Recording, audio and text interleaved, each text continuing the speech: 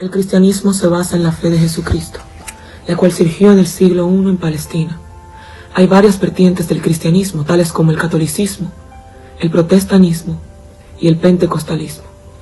Para los cristianos, Jesucristo era el Hijo de Dios, quien se convirtió en hombre y vino al mundo para predicar el amor hacia Dios y hacia el prójimo. Sin embargo, fue perseguido, murió por causa de los romanos, quienes no aceptaban sus ideales. Jesús apareció como un nuevo líder, el Salvador del mundo, era llamado, por lo que fue considerado una gran amenaza para el Imperio Romano, que lo consideraba un blasfemo. Después de su muerte, los 12 apóstoles, o sea, los 12 seguidores de Cristo, que ya habían recibido la misión de difundir la creencia de Jesús, avanzaron por el mundo con el compromiso de cumplir su tarea. Dichas tareas que fueron otorgadas a los 12 apóstoles fueron propagadas y recibidas y reconocidas por muchos, razón por la cual ganaron gran cantidad de seguidores. De esta manera nace el cristianismo, cuyo nombre deriva de la palabra Cristo, que quiere decir persona consagrada. En Roma fue martirizado Pedro, discípulo a quien Jesús legó la tarea de cuidar su iglesia. Asimismo fue Roma el lugar donde fueron realizados varios concilios. De esta manera, la ciudad fue tomando importancia a lo largo de los años, hasta convertirse en la sede de la Iglesia Católica. Ahora hablaremos de en qué se basa el cristianismo y cuáles eran sus ideales. El cristianismo es una de las religiones más grandes del mundo con más seguidores. Como ya sabemos, los cristianos creen que Jesús era Dios y siguen un código de ética establecido en su libro sagrado, la Biblia. Entonces, a medida que pasaba el tiempo, la creencia en Jesús ganaba más adeptos y su doctrina se extendía por todo el Imperio Romano. De allí que los cristianos se negaran a adorar a los dioses romanos, razón por la cual comenzaron a ser perseguidos. De esta manera, los cristianos empezaron a reunirse escondidas en catatumbas para rezar, hasta que cerca del año 313, el Edicto de Milán prohibió la persecución de los cristianos. Y fue a partir de entonces que el cristianismo crece como religión hasta convertirse en la religión oficial de Roma en el año 392. A pesar de las diferencias, el cristianismo tiene símbolos comunes, como en casi todas las iglesias. Los símbolos más reconocidos son los siguientes. La cruz, como se puede ver, es el mayor símbolo cristiano, pues según los fieles fue donde Jesús murió por la humanidad, como se ve ahí. Luego tenemos el pez, cuyas iniciales en griego significan Jesucristo, Dios, Hijo y Salvador. Y por último tenemos el pan y el vino.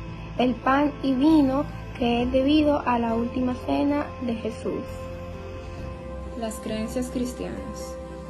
Aunque es posible encontrar algunas diferencias entre las interpretaciones de la creencia cristiana, la mayor parte de las religiones que siguen a Jesucristo comparten lo siguiente. Lo primero es que la Biblia es el libro sagrado del cristianismo y se divide en dos partes, en el Antiguo Testamento y Nuevo Testamento. El Antiguo Testamento relata los acontecimientos ocurridos antes del nacimiento de Jesús y el Nuevo Testamento relata los hechos ya a partir de su nacimiento. Después tenemos las tres divinas personas, que son el Padre, el Hijo y el Espíritu Santo, que forman un solo Dios, y esta es la Santísima Trinidad. Luego, la vida eterna. Esta relata que después de la muerte las personas tienen vida eterna y van para lugares específicos dependiendo de cómo se hayan portado en la vida, de cómo haya sido su comportamiento terrenal. Y está el regreso de Cristo como último factor común que mencionaré. Y eso dicen que el regreso de Cristo marcará el fin de los tiempos y una nueva era en el mundo. Las fiestas cristianas. Naturalmente, cada rama del cristianismo celebra esas fechas de manera específica, pero las principales celebraciones cristianas son las siguientes. Primeramente, la Navidad, que se celebra el día 25 de diciembre y conmemora el nacimiento de Jesús. La Pascua, cuando se conmemora la resurrección de Jesús, lo cual ocurrió 3 días después de su muerte, el Viernes Santo. El Pentecoste, cuya palabra significa 50 días después de la Pascua. Cristianismo y otras religiones monoteístas. Durante la prehistoria y la antigüedad, las personas acostumbraban a practicar religiones animistas y politeístas. Por tanto, la Biblia relata que Dios habría revelado a Abraham la existencia de un solo Dios, dando inicio así al monoteísmo. Este monoteísmo sería practicado en el Oriente y se extendería por Europa. El cristianismo, tal como el islamismo o el judaísmo, es una religión abrahámica, ya que tiene su origen en Abraham. El surgimiento de estas religiones en orden cronológico es el siguiente. Primero el judaísmo, a seguir del cristianismo y finalmente el islamismo. Otras iglesias cristianas.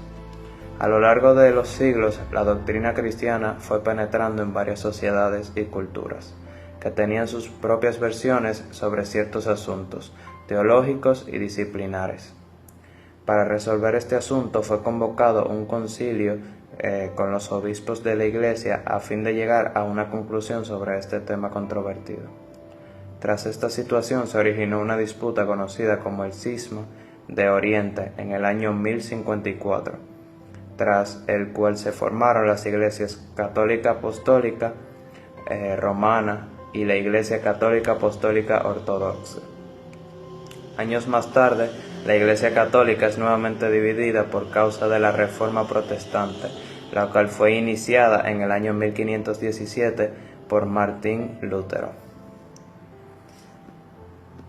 Por estas razones, en la actualidad se pueden mencionar varias ramificaciones que componen la religión cristiana, como la Iglesia Católica Romana, Iglesia del Protestantismo e Iglesia Ortodoxa. Tipos de templos cristianos. Los referentes a templos cristianos en el mundo permiten distinguirlos de las estructuras, magnitudes y órdenes en las cuales éstas fueron construidas. En tal sentido, cada una de estas va a corresponder a la atención de un líder y sus feligreses. Así también como se encuentran templos abocados a la construcción religiosas a aquellos que han dado su vida a Dios. La iglesia es una edificación de los templos cristianos, la cual tiene como finalidad de destinar el culto divino, el cual los creyentes acuden para celebrar el mismo. La catedral. La catedral es la iglesia matrona de una diócesis y la más importante de todas las iglesias. La misma es la sede del obispo de la ciudad y se destaca por sus dimensiones arquitectónicas. Por último tenemos a la basílica. La basílica es un templo cristiano para realizar cultos religiosos. En ella, para sus actividades, pueden ubicarse en parroquias, catedral y de manera de santuario. En ella los títulos le obligan a hacer constantemente actividades. Templos cristianos del mundo. En los tiempos cristianos existentes a lo largo del mundo, los templos y distintas edificaciones religiosas tienen distintos significados. La terminología relacionada a templo se refiere a dos destacados hechos reseñados en la Santa Biblia. En cuanto al primero de ellos, este se refiere al ser humano, a su cuerpo y físico humano, el cual se considera el primer templo sagrado a quien debe darse cuidado y atención en amor, a sí mismo y a Dios. El segundo de los términos orientados a los templos cristianos se refiere a la edificación de gran importancia para la dogma de la profesa. Este se vincula con el presagio Casa del Señor, en el cual los creyentes prácticamente se congregan con la finalidad de que éstos reciban las normas del dogma correspondiente, así como también se acude a que estos espacios para recibir distintos consejos religiosos relacionados al espíritu del individuo. Valiéndonos de ellos, en los textos sagrados cristianos se hace mención a los templos únicamente como un espacio o vía para que los feligreses congreguen, por lo que, interpretando lo anteriormente establecido, no es de gran importancia acudir a ellos si de referirse a aspectos relacionados con la fe se considere. Entonces se menciona que exclusivamente para Jesús no es importante el ente físico, pese a que los apóstoles los refieren por su belleza. Una vez institucionalizado el dogma cristiano como religión, los templos debían seguir un patrón abocado a la civilización romana, tal como el ejemplo de las basílicas, las cuales son una construcción para un uso civil. Estos espacios se utilizaron puesto que el patrón en el que se construyeron eran espacios cubiertos, los cuales se caracterizaban por poseer condiciones óptimas para realizar las liturgias de su religión. En la actualidad, los templos cristianos en el mundo son unas majestuosas obras realizadas con una planificación previa, soportada en cuanto a su diseño y su construcción por un especialista, el cual debe tomar en cuenta las características relacionadas a los templos cristianos, desde el tipo de materiales hasta las dimensiones de los espacios, además de referirse a las funciones que en este templo causará a nivel mundial. Los templos religiosos son grandes obras arquitectónicas que manifiestan la identidad religiosa de los practicantes, así como también corresponden a la historia detrás de la realización de estas iglesias, catedrales y templos. A lo largo del mundo existen grandiosos entes religiosos, los cuales por su magnitud reflejan los hechos que llevaron a la toma de decisiones para elegir y levantarlos. Con ello vale reconocer su valor, dimensión e importancia sin necesidad de ser un fiel o ferviente creyente. Es válido mencionar las maravillas arquitectónicas existentes en el espacio terráqueo, entre las cuales se evidencian la Basílica de San Pedro, ubicada en Roma, Italia. Es la obra arquitectónica de mayor dimensión en el cristianismo. El proceso de construcción de esta basílica duró 100 años, en la que artistas íconos del Renacimiento tales como Bernini, Rafael Sanzio y Miguel Ángel participaron e incorporaron sus artes. La Catedral de Sevilla es un templo cristiano de arte gótico más grande del mundo, con 11.500 metros cuadrados de dimensión. En esta se encuentran los restos mortales de Cristóbal Colón. La Basílica de Nuestra Señora de Aparecida, localizada en Brasil, es un templo cristiano de 100 metros de altura, con una cúpula de 78 metros de diámetro y 70 metros de altura. La Catedral de Burgos es quien recibe a los peregrinos y visitantes una vez que realizan la ruta a Santiago. La Catedral de San Juan el Divino, ubicada en Nueva York, es el templo cristiano anglicano más grande de todo el mundo. La Catedral de Milán, su construcción duró al menos casi 600 años, el último templo medieval de construcción a lo largo del mundo. La Basílica de Nuestra Señora de Lichtenstein, este templo cristiano se ubica en Polonia. Es una de las basílicas más modernas del mundo, la cual fue consagrada por Juan Pablo II. La Catedral de Liverpool, ubicada en Inglaterra, tiene una dimensión de 9.690 metros cuadrados. La Iglesia de la Santísima Trinidad es una iglesia bicentenaria que se ubica en Caracas. Inició su construcción en 1744. Cuenta con 8.700 metros cuadrados de dimensión y sirve para albergar una cantidad significativa de fieles y creyentes. La Basílica del Pilar, ubicada en Zaragoza, España, es el segundo templo cristiano más inmenso del país, con hermoso estilo barroco. La Catedral de San Saya, localizada en el Belgrado, capital de Serbia, es conocida por su majestuosidad. Realmente no es una catedral, sino una iglesia ortodoxa, la más grande del mundo. Tiene 8.160 metros cuadrados de dimensiones. La música cristiana es lo que contiene una letra de alabanza y adoración a Jesucristo, Dios Padre, Hijo, Espíritu Santo. Por ser los tres un solo Dios. También puede dar testimonio de una vida transformada por Cristo, puede hablar de enseñanzas de la Biblia. Los géneros de este tipo de música son diversos, como gospel, alabanza y adoración, pop rock, rock alternativo, salsa, cumbia, reggaetón, reggae, merengue, bachata, balada, folclore y otros. La mayoría de estos provienen del ámbito secular.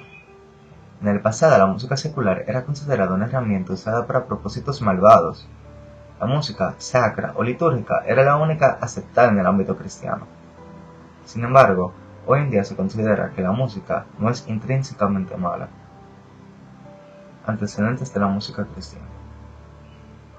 El pueblo hebreo alabó y adoró a Dios con cantos, instrumentos musicales y danza.